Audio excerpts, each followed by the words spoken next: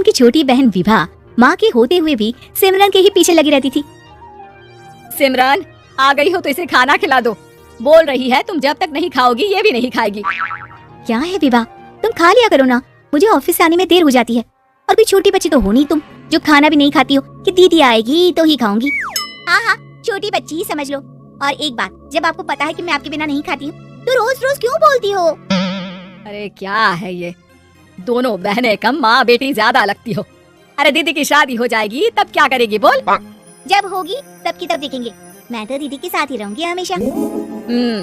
दोनों की शादी ऐसे घर में कर देंगे जहाँ दो भाई हो। खैर, मामला आया गया हो जाता है। एक दिन सिमरन के पापा जब घर आते हैं, तुम लोगों के लिए अच्छी खबर है। वर्मा जी है ना मेरे दोस्त, उन्होंने सिमरन बेटी के लिए रिश्ता बताया है। बहुत अच्छा लड़का है, सिमरन को भी पसंद कर लिया और कल वो लोग आ रहे हैं सिमरन को देखने अपने घर। सिद्धांत अपने माता पिता के साथ सिमरन को देखने आता है। उसे सिमरन अच्छी लगती है और शादी तय हो जाती है।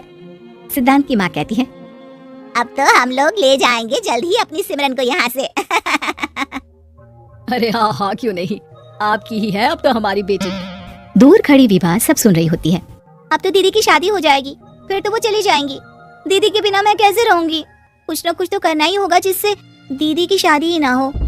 सभी के जाने के बाद क्या शादी के बाद दीदी हम लोगों के साथ नहीं रहेंगी?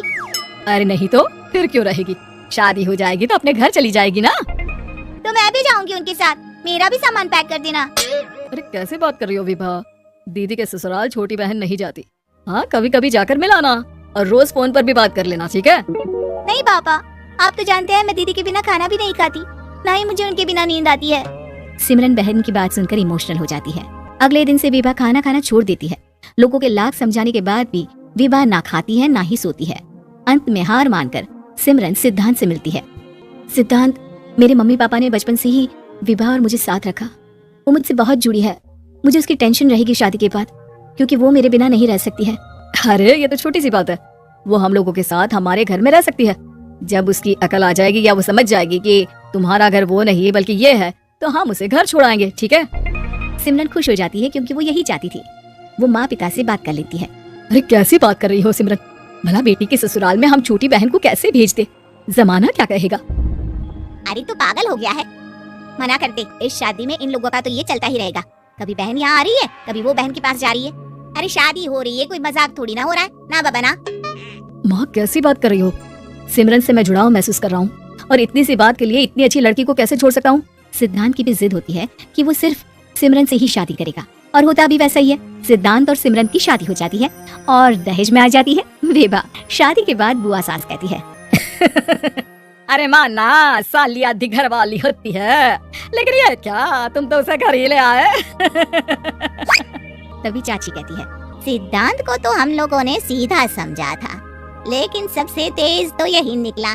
अरे देखो कैसे दहेज तो नहीं लिया लेकिन साली पर कब्जा कर लिया। सिद्धांत ने इस और तो सोचा ही नहीं था, लोग उन लोगों के बारे में ऐसी भी बात करेंगे। वो वहाँ से चला जाता है और चुपचाप अपने कमरे में लेट जाता है। क्या हुआ सिद्धांत, तुम अचानक से परेशान हो गए, कोई बात है क्या? अरे नहीं, वो थक गया था ना, शादी की सारी तैयारी और रस्मों के बीच, सोच रहा हूँ थोड़ा आराम कर लूँ। हाँ ठीक है, आप लेट जाइए, मैं विभा का बेड लगा देती हूँ जमीन पर। क्या वो यहाँ सोएगी? हाँ, बताया तो था कि उसे नींद नहीं आती मेरे बिना, तो तुम आराम से लेटो ऊपर, हम लोग नीचे बिछा लेते हैं। अरे नहीं, तुम दोनों आराम से लेटो ऊपर, मैं माँ पापा के रूम में जा रहा हूँ। सिद्धांत वहाँ से दूसरे कमरे में चला जाता है जहाँ सिद्धांत के पिता उसे कहते हैं, क्या बात है बेटा, तू उस कमरे में क्यों नहीं सो रहा? बहू से लड़ाई हो गई है क्या शादी के पहले दिन ही? अब नहीं पापा, वो दोनों बहनों को बात करनी थी और मुझे नींद आ रही है तो मैं यहाँ सोने चला आया। अगले दिन सिद्धांत तैयार होकर ऑफिस जाता है। ऑफिस में लंच के वक्त दोस्त कहता है, क्या बात है सिद्धांत, इतना सारा खाना एक ही दिन में?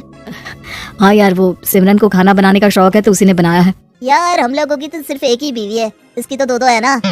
सिद्धांत को गुस्सा आ जाता है। कैसी बात कर रहा है तू? अरे तू तो भाग्यशाली है जो बीवी के साथ साथ साली भी आ गई।